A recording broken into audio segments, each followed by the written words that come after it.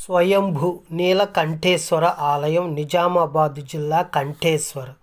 అతి పురాతనమైన ఆలయం. త్రిమూర్తులు వెలసిన అరుదైన పుణ్యక్షేత్రం. 3 ఎకరాల స్థలంలో 100 అడుగుల ముఖద్వారంతో నందీశ్వరుడు ప్రత్యేక ఆకర్షణ.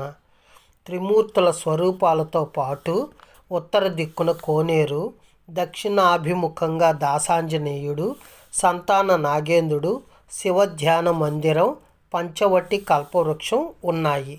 ఆలయంలో వినాయకుడు, సుబ్రహ్మణ్య స్వామి, పార్వతీదేవి ఉపాలయాలు ఉన్నాయి. స్వయంభూ శివలింగంతో పాటు విష్ణువు నాభి నుంచి పుట్టిన బ్రహ్మ ఉన్నారు.